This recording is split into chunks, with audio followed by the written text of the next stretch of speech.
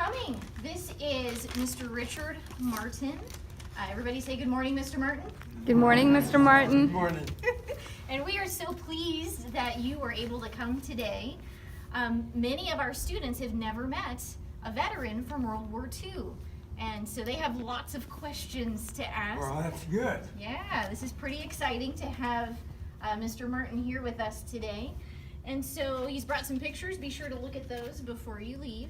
Now, each of the students has a particular question they'd like to ask you, but first, we'll give you a chance to tell us about your experience, and then we'll open it up for questions if you don't mind. Okay. Okay, very good. Now tell us, what branch of service did you start in? Air Corps. Air Corps, okay. We didn't have didn't have any Air Force then. It was the Army Air Corps. Army Air Corps, so no Air They had Force a Navy yet. Air Corps and an Army Air Corps, but they didn't have any Air Force. So they weren't combined yet? No. Okay. And so what made you pick this particular branch? I didn't pick it. I got drafted, Ah, and I ended up in the Air Corps. no choice. No choice. No choice, wow. So do you remember your first days in service? What was it like? I was at Fort Leavenworth for 3 days. It was terrible. All we did was put gravel out to make paths all over the Oh, fort. yeah? So they put you to work. That's what we did for 3 days. Yeah. Then I ended up in Miami Beach, Florida, Okay, and that was where I took basic training. okay. How long were you in basic training? Oh, a few months. Yeah, I can't remember. Well, I remember I ended up wanting to get into Air Cadets, and I had to go through well, they gave you an eye exam first. And I had to walk there, and I got in, and I listened to them out saying this thing. I looked at the wall. I couldn't even see the chart, let alone hear the numbers. They said, "Oh, that's normal. You've been out in the sunshine. Go in the restroom for a while, and come out and you'll be able to see them more." So I went in the restroom, and I memorized what they were all saying out there. But then I came out, and I could see them. oh. So I went through all that memorization For talk for nothing. Well, I'm glad you're able to see them. Oh my, so your training took a couple of months. So how did you get through it? Like, what all did you have to do in your Well, training? what I remember mostly was extended order drill. They had taken over a beautiful golf course and covered it with silt sand. And we used to do extended order drill, and you'd run until they blow a whistle, then you'd dive in the sand. Well, it was 85 degrees down there, and the humidity was 85, and that's dust just stuck all over you.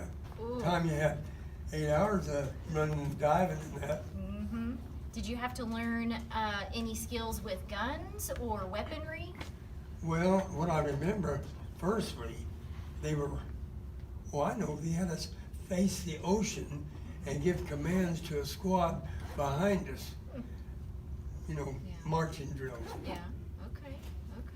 So once you were done with basic training, then what? Then I ended up going to CTD, College Training Detachment, and I happened to go to Duquesne University in Pittsburgh, Pennsylvania, Okay, Duquesne. and went there for a number of months, and then they pushed things up because they wanted people. Yeah. So they sent us into Nashville, Tennessee. It was a classification center. And you went through a cycle, whatever they call it. Yeah. And when they got through, they classified you as a pilot, bombardier, or navigator. Oh. And if you're a pilot, you stayed in the Eastern Flying Training Command. If you're a bombardier or navigator, you went west, and that was Santa Ana, California. And that's where you went. That's where I went. So you were a bombardier. Well, that was the start of it. Oh, the start of it.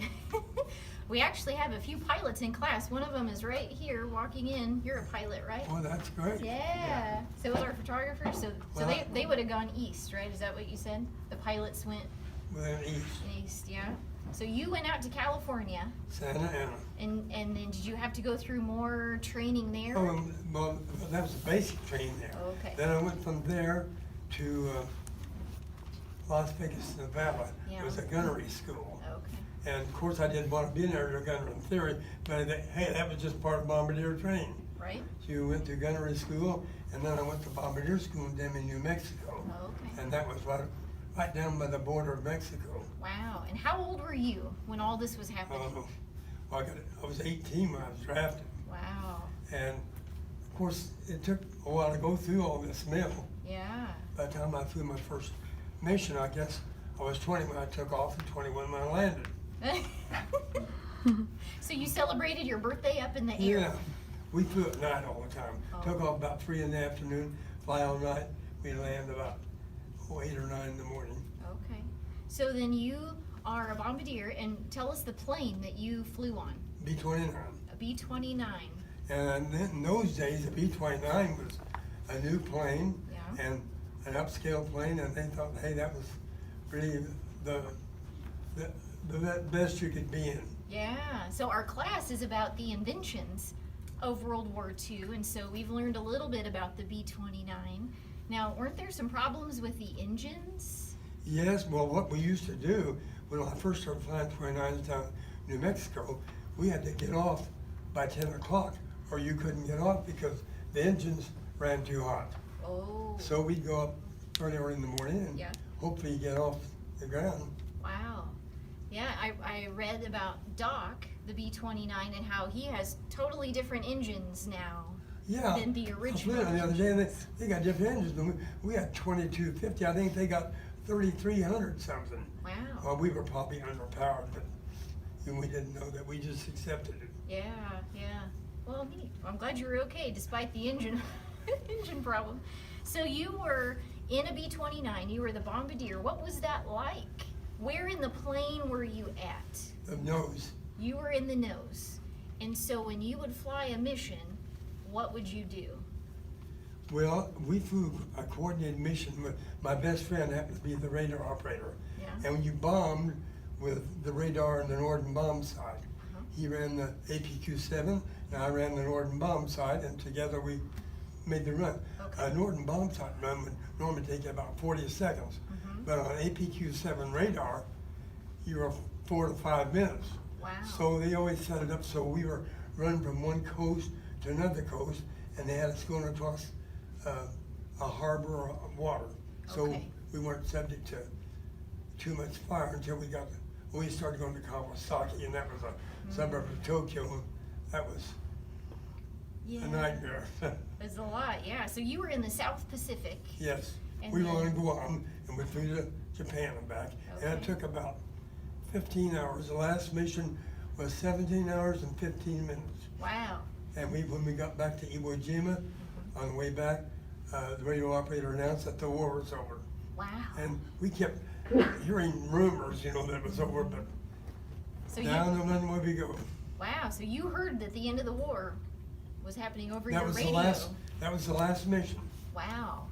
We flew to Tsuzizaki Minoto. Okay. Had to fly across Japan, up the Yellow Sea, Yeah. hit Tsuzizaki Minoto, come back out. We got back to Iwo, and the radio operator says, "Hey, the war's over."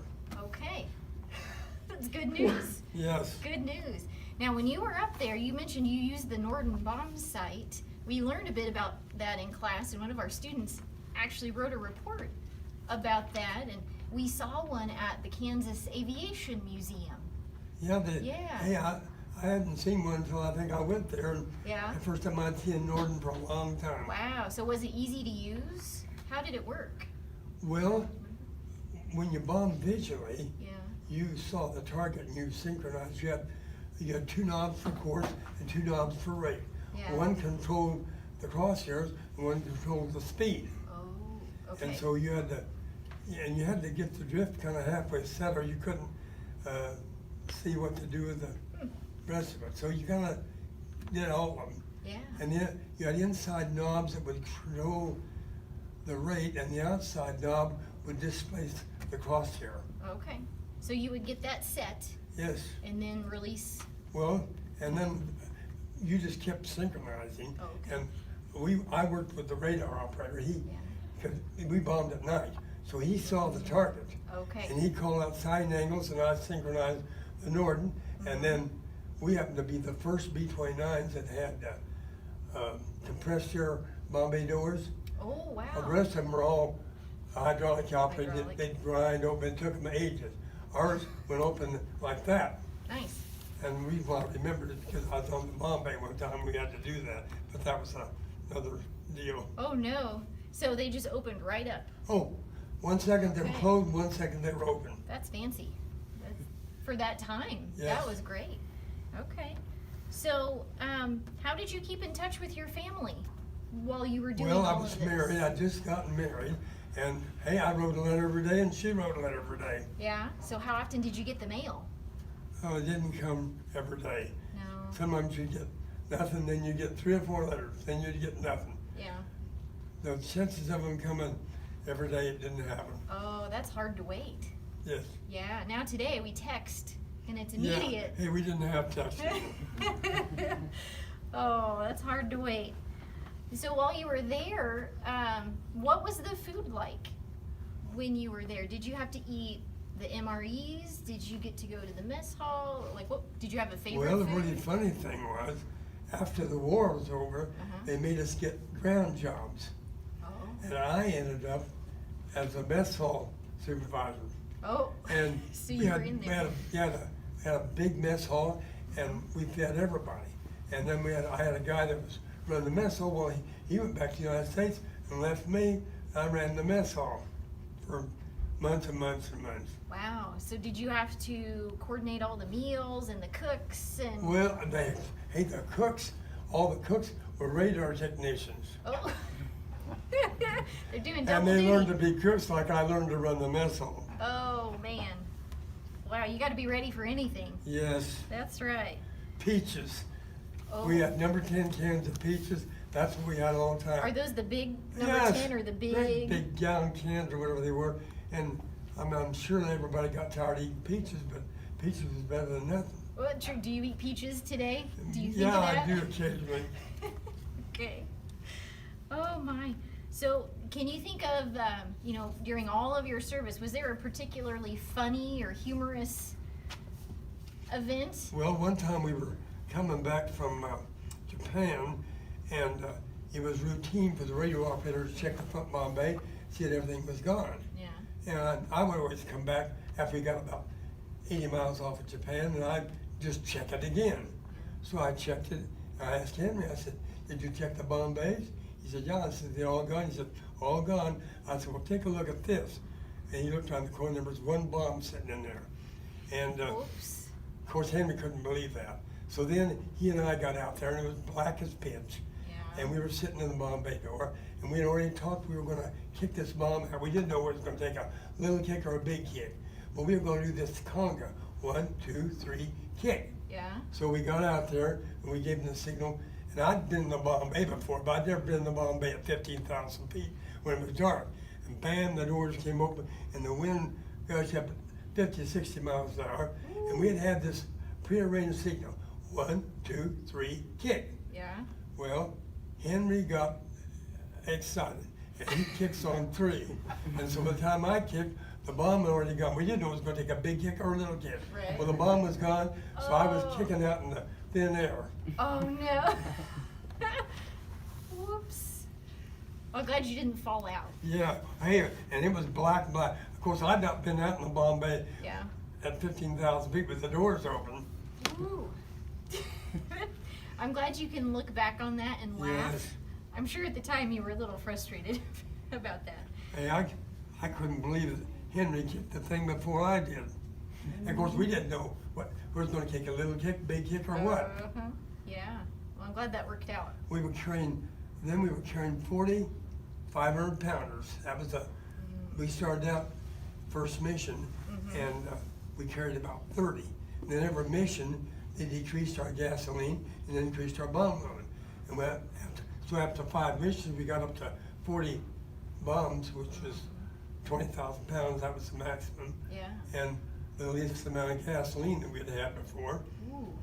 So who knew? Some people landed at Iwo Jima to Yeah. get fuel, but we always got back to Guam.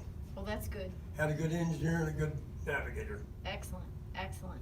So, after the war is over, what did you do? Did you fly any more missions?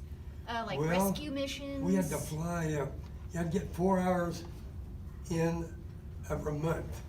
And I remember the last time I flew was February of 45, and I had to have 8 hours. And probably half the people had to have 8 hours, and some of them just had 4. Yeah. Well, we had to stay up for 8. because that's the only way you got flight pay. Yeah. That was the way it went. Oh, wow. Now, did you ever help with any of the POW camps or Well, after the flying? war, we flew to the Philippines. Oh, I know what we did. We flew to the Philippines and got parachutes, and then we flew to Japan and dropped supplies to the POW camps. Well, that was great because you were flying at about 1,000 feet, and there's these POWs. I mean, they are absolutely thrilled to get something to eat. Yeah. And we were flying at 1,000 feet. 1,000? Yeah. Wow, that's really And we pretty went low. over Tokyo Bay, Yeah. and the Japanese, the war was over, but hey, as soon as we opened the Bombay doors, they ran into Tokyo Bay. Right? So we finally, it took a little while to find the POW camps, because the Japs gave us coordinates and they weren't always accurate. So we had to fly around, we finally found them, and then we had to make 2 runs. Yeah. One Bombay we'd drop, and then we'd make another run and drop the other. And hey, the POWs, they were waving all their arms and all the legs at the same time. Wow, I bet they were so Oh excited. yeah, they were thrilled. Nice. Well, how neat that you got to do that and help Yes, them. and I was glad. We had to go to the Philippines and get the supplies, Yeah. and we got to Guam and flew to Japan and back. Wow. And that was, of course, after the war had ended. Not very long, Yeah. because those people, they hadn't been eating, and they were glad to get it. And if we dropped parachutes and some of them land in the compound, Yeah. some would land on the barbed wire fence, some would land outside, but then they were running the show, then run outside and get them, drag them back in. Yep. Yeah, that's great. That's great. Now, you mentioned your best friend was the radar operator. Did you have a lot of close friends in the service? Well, he was probably my best friend. Yeah. And we first got acquainted in Nebraska. I wasn't married, and he was. I thought, to me, he seemed so mature because he had a college education. He was married and had a little boy named Christopher. Aw. And I thought, boy, he's mature. But he was just a few years older than me. Yeah. Yeah. So, after the service, did you keep in touch with your friends? Not for many, many years. And then we started having bond reunions in 1986. And I went to a few of them, kept thinking my crew would show up. And then it dawned on me I was going to have to run them down. Yeah. So I got to the VA and I ran down everybody but my navigator. Now, it took me years and years to get him, but I finally got him. How did you find him? Well, my son lived in Texas, Yeah. and he had a friend in the FBI, and that guy ran him down, and he was from North Carolina. He lived in Sacramento, California. Wow. When I finally got a hold of him, he said, "Why didn't you get a hold of me sooner?" I said, Oh. "Boy, you're lucky I got a hold of you now." It took the FBI. Oh, terrible. Oh, man.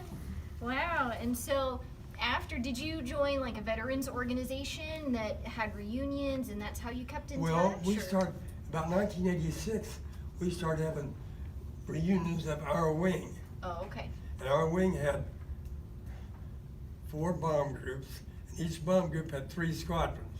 Wow. That's a So, lot. yeah, you're talking about, I guess, I think, what, thousands of men? I'm not sure how many that would be. Yeah. That's a lot of people. Yeah. Do you keep in touch today? Are there any left today that you still talk with? I used to keep in touch with him, Yeah. and he died, 9 months ago or so. Yeah. He was 97. Wow. And he happened to be my best friend. Yeah. And I don't know, who knows what brings you together? Because That's right. he was an atheist, and I spent my whole life practically working on it, Oh, yeah. Nothing worked until we flew our first mission. Oh. And I got back, I went to the tent, went to sleep. He went to the chaplains. He went to the Jewish chaplain, the Catholic chaplain, and the Protestant chaplain. And he came back to the tent about 3 o'clock in the afternoon, Yeah. and an armload of books and Bibles. And he never changed. Oh, wow. All the rest of his life. He died at 97, but he was a Christian the rest of his life. Wow. But took a mission over there. See, we got lost and had a terrible time the first mission. Did you tell me once there was a kamikaze chasing you? Yeah, we were on our first mission, and the navigator announced, we're over Japan. And the radar operator, we were going up a big bay, but we didn't know it. And the radar operator had half his APQ-7, that was the radar set. Half of it was out, So all he could see was water. And the navigator kept saying, we're over Japan, water, water, water. And then a kamikaze started chasing us. Well, that took us a while to get rid of him. We didn't know what we were doing. We took a lazy curve to the left and lazy curve to the right. Well, he just cut off all those curves and kept getting bigger. And so then we made our really sharpest curve I'd ever taken in a B-29, and we got rid of him. Then we were somewhere over Japan, had a load of bombs, didn't have a clue where we were, and I don't know how he did it, but that radar operator found out where we were. We got to the landfall and the initial point and made our bomb run and Yeah, and then you made it back. made it back. Wow, that's close. It's a Yeah. close call. Yeah. Now, before the war, I think you were training for a career. Well, I was 18. Yeah. How were do you do much training at 18? Well, that's true, but at some point you went back to a career of being an accountant. Is that Yes. right? Well, I started, after the war was over, Yeah. I was taking a correspondence course in accounting. Yeah. So I took it over on Guam and started sending lessons back to Chicago. And the really amazing Oh, thing, that's what it the is. years and years go by, Yeah. and my radar operator, Paul, is in Chicago, Yeah. now in Peoria, Illinois. He says, hey, what was that? He writes me a letter and says, what was that accounting course you were taking? I told him, he ended up getting involved and took it. Oh, really? So you Yeah. both became accountants? Oh, I couldn't believe it. Well, he just wanted to get some accounting instruction, so that's what he did. Oh, okay. Okay. Well, neat. So, and how long were you an accountant? Oh, my whole life. Your whole life. So you retired as an accountant. Right. Okay. Wow. I started when I must have been, what was I, 20? Can't remember, 20, 21 when I started. Retired at 64. Wow. A good long career. Well, I guess, Yeah. And you still do your own taxes, don't you? yes, Yeah. Yeah. and his. And his sons. That's It's getting, excellent. I'll tell you though, it's getting more complex. There's a lot of Oh, rules. they just keep adding things. They keep saying they're gonna make it more simple, but it never happens. Oh, that's sad. Yeah. Well, I think we might want to open it up for some questions if you feel up for that Fire challenge. away. Okay. Do we want to kind of go down the first row here? Do you have a question, Marty? Yeah, when you got drafted, like, What? Speak up. when you got drafted, Yes. and you got first recruited, how did your recruiters like go about informing you? I got a letter from the president that says greetings. I went to Fort Leavenworth for 3 days, then I went to Miami Beach for basic training. And of course, Miami Beach sounded like it'd be great. But no. It wasn't great. They'd hauled in a bunch of silt and sand and covered a beautiful golf course. And we lived in a hotel called the Norman Lee. It's about 4 stories high then. Yeah. And when I finished basic training, then I got into Air Cadets and I went to another hotel right on the beach. Yeah. And we had a swimming pool. Never got to swim in it. And right across from the swimming pool was the ocean. Yeah. And they let us go in that occasionally. And we had elevators in our hotel. Yeah. And we were on I think I was on the 6th floor, but they never let you use the elevators. You ran up and down the stairs. Make sure you stay in shape, I right? guess. Oh, do you guys have a question over here? Yeah. How was your stress like while flying over Japan, and how did you overcome it? Well, say that again. How was your stress like while flying over Japan, and how did you overcome it? Oh, your stress. Did you feel stressed flying over Japan?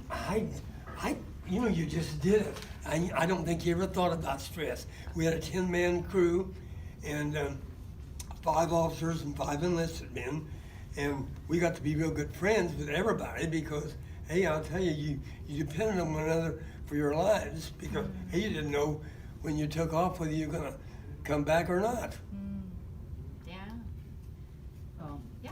Did you lose any of your friends in the war? Did I notice what? Did you lose any of your friends in the war? Yes, we lost a crew.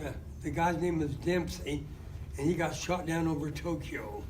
And I was on that mission. It was to Kawasaki, and I didn't know him, and I didn't know he got shot down, but got back. His dad was a congressman, and there was a picture of his dad shaking hands with him just before he was getting ready to take off. His dad went back to Washington D.C., and this guy went on that mission, never came back. How sad. His name was Dempsey. I'm glad he got to see him before his last Yes, mission. That's but good. hey, I'm sure they didn't know all that was gonna happen. Yeah, yeah. Another question up here? Next row, any questions? Yeah, Andrew, go ahead. Now, what was your unit? What was my duty? Your unit. Oh, I was in the 315th Bomb Wing. He was in the 501st Bomb Group and the 45th Bomb Squadron. Yeah. Okay. I have a follow-up I to don't know, that. we had probably 12 planes or 15 in a squadron. Yeah. Okay. And you kind of knew people in your squadron, although you didn't know them all. I happened to have another crew I was real good friends with because, well, their bombardier, we called him Pappy Boone. He was 1 year older than me, but he had typhoid fever when he was a teenager, and his hair turned prematurely gray, and it was kinky, like a black man would be. Yeah. And so that was Pappy Boone. Okay. He earned his name. He was 1 year older than me. Sarah, did you have a question? Oh. Yeah. When you were finished with the service, what was your rank? Did you have any like ribbons or honors or anything? Oh, yeah, well, I'm sure we got 3 or 4 of them, but I don't remember what they were all for. Yeah. Some of them were just for being in the Pacific Theater, and some were for flying missions. I remember when you flew 5 missions, you got an air medal, and my best friend was another bombardier, and some people had taken his ship over, and they flew 5 missions to get an air medal. Then they gave him back the airplane. Well, he had never been on a mission. He'd been just interviewing people when you got back. So his first mission, we went to Kawasaki, and see, most of them were what we call milk runs. We didn't have much opposition. When we got Kawasaki, that was different. They must have 75 searchlights, and of course, that was his first mission. Oh, wow. And when they turned in and headed towards Tokyo, and he looked up and saw those lights, his name was Ed May. He thought, man, they were going to the wrong target because he had been interviewing people and had nothing but milk runs, and here he was going into about 75 searchlights. Oh, no. Oh my. Whoops. And you'd be flying along at 15,000 feet in the dark, and the Japanese had white searchlights that were uncontrolled, but they had blue ones and green ones that were radar controlled.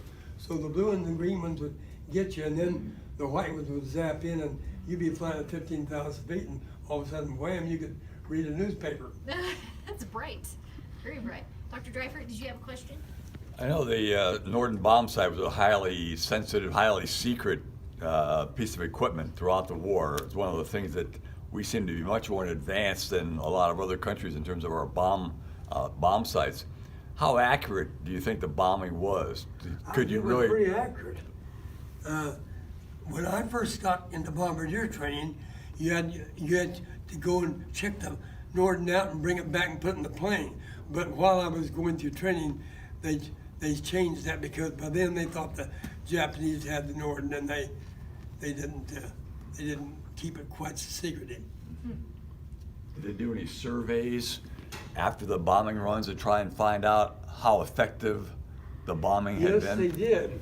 What I remember particularly, the first mission we had was to Maruzen Oil Refinery in Wakayama, and Curtis LeMay was running the 20th Air Force then, and I'd never seen him, and we got back from Maruzen, and evidently we had done a lousy job, got 9% of the target or something, and we were getting ready to go to the next target, and in comes LeMay. Oh, he was mad. And he said, you're not going to Sazor, you're going to go back to Maruzen.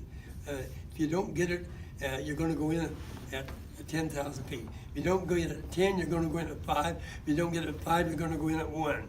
So we went at 10 and got 90-some% of the target. It turned out to be the best radar mission of World War II. A little incentive, huh? Yeah. Oh, boy. Yeah, I'd never met Curtis LeMay. It's the only time I ever saw him. And he was really angry because he'd just gotten the camera reports from that bomb mission, and I guess they were lousy. Oops. Well, the legend was at the time that, at least in Europe, with the B-17s, that the Norden bomb site would allow the crews to drop a bomb within a pickle barrel from 20,000 feet. That was their claim. Well, But I they found out remember, later when on I it was wasn't even. taking training, I didn't have you had to get a CE of 215 or below. And I was going on great at an ICE, and bang, we flew a mission. I dropped a 500 pounder, a 500 footer, and a 600 footer, and another 500 footer. Well, that threw my CE way above. And I remember them telling me, well, wait till you start flying night missions. Some people would have trouble, and some people would be better. Well, about my third night mission, I had a shack and 250 footers, and that was the first time my CE got below the curve. It was like you do in your bowling scores when they average them. Yeah. They average everything to 11,375. So if you feel bloodlet, you could drop a bomb at 200 feet. You might get credit for 160. But if you were flying at 10,000 feet and you dropped a bomb at 200 feet, you get credit for maybe 250. All right. Very good. Other questions? Yeah, go ahead. Throughout the years, how did you maintain in good shape? Hey, I'll tell you, when I first, they just constantly worked you in basic training. You ran. I didn't know what I was doing. I was just running with everybody. Yeah. We were so young, I was 18, 20. Yeah. Shoot, you just did what you did. Everybody was doing it. Oh, but even now you exercise, right? You have a morning Well, exercise. I go to exercise class twice a week, and I try to walk every day down to the Yeah. corner and back a couple of times. And didn't you tell me this morning that yesterday at the soccer game, you walked from your car to the the arena? Yeah, you have to park. They don't let you park. We park on the street, and it's closer probably than parking in the parking lot. Yeah, so he gets lots of walking. I offered to bring him in a golf cart, and he said no. Right? Well, I didn't. I don't know where the golf cart would have done. What were you gone to the car and brought us to the door? Yeah. Well, I guess I should have taken you up on it. On the way back. Okay, time for one last question. Yeah, go ahead. In basic training, do you remember your drill sergeant? My drill sergeant? Yeah. I don't remember him. I just remember marching. Yeah. Oh, God. And see, you think at Miami Beach, Florida, that sounds like a resort. Hey, it was not a resort. Oh, Dr. Eifert? I did a couple things. One, your comments about flying back to Iwo Jima, for example, indicates the value, the importance of winning Iwo Jima first, because it allowed a place to Anybody that had land. trouble, they landed at Iwo Jima. Now, we never did, but I had some good friends. One time, Mitch was one of the guys in the crew. He landed at Iwo Jima twice because of fuel problems. But I had a good navigator, good engineer, and they took care of the fuel. Did you ever have any practice bombing experiences? A friend of mine who was a bombardier. Yeah, we did. I did that down in Demi, New Mexico. Well, this guy said he flew out of a base here in Kansas someplace and a Yeah, bombing. we had 4 in Kansas. Okay, and they were trying to find a target. They couldn't find the target, so they bombed a cow instead. That was their practice run. Do you have any experiences like that in practice? Well, see, one time we had to go to Yucatan, Mexico. We were in Nebraska, and we were flying 3,000-mile missions, and so we flew to Yucatan, and we came back, and we lost an engine on the way back, and we had to land at Barstow Field, Louisiana, and it took a week for us to get an engine. I couldn't believe it, but that's the way it was in those days. So I'd been on all kinds of bases. They're all temporary bases. Barksdale was a permanent base. Man, they had homes, and Sergeant Joe Thomas and Corporal so-and-so would live in these beautiful homes. And all I'd ever lived in was barracks. What was the best place that you got to see in your experience? Gosh, I don't know if I can answer that. Like, was there a beautiful place that you would love to go back to at all in your travels? Gosh, I'm in all the United States, but I guess you just win. I never thought about going back anywhere. Yeah. Started out at Miami Beach, Florida, ended up at Duquesne University in Pittsburgh, Pennsylvania. Nashville, Tennessee was a classification center. And if you classified as a pilot, you stayed in the Eastern Flying Training Command. Bombardiers, navigators went to Santa Ana. Then I went to Las Vegas, Nevada for aerial gunnery training. Of course, I'd never shot any guns. I had a 410. I think I'd gone hunting a couple times. And boy, if you go through gunnery training, you shoot 12 gauge shotguns 8 hours a day. Yeah, I was black and blue from here to here. Oh, ouch. Ow. Oh, And then they put you in a truck, and you ran around this deal shooting clay targets, and those crazy guys driving those trucks that drive as fast as they could, and that made it more difficult. That's pretty tough. Now remind me, you celebrated a birthday up in the air. Can you tell that story again? Well, my first mission, I took off. I was 20, and I landed. I was 21. Hey, I didn't think about anything. We were getting chased by a kamikaze, and That's a way to celebrate your birthday, isn't it? That was a way to celebrate it. Now, our students are about that age right now. So do you have any wisdom you would like to share with them from what you learned? The Air Corps says, do this, do that, do this, do that, and you just did it. Yeah. You guys got a little flexibility. You can make some of your own choices, so you need to do it. Okay, well, I think that's all the questions we have. Is there anything else you want to share with us? Any other stories? Shoot. That's a big question, isn't it? Yes. Too many Too many. things. Yeah, I would have to have some specifics to answer. Oh, that's okay. I think maybe before you go, if you don't mind, we could do a group picture. Okay. If you feel okay with I'm that. fine with that. Yeah, and then he'll probably be here for a few more minutes after if you want to have a one-on-one question. Fine. So Whatever. Okay, well, let's thank Mr. Martin for his service. I appreciate you all coming out. Thank you, I enjoyed talking to you as much as you did. Yeah, thank you. Well, here, if everybody will stand, maybe right here, scoot together, and we'll have Mr. Martin stand right where you are, Zyron. We'll have you So where do you scoot. want me to go? Well, you want to come right here in the middle, Okay. and then face me, and then everybody squeeze around. Andrew, is this okay? I Would you can't mind believe you're taking going to get a picture. Yeah. Well, Samantha, that's mighty nice of you. Oh, sure. Well, here.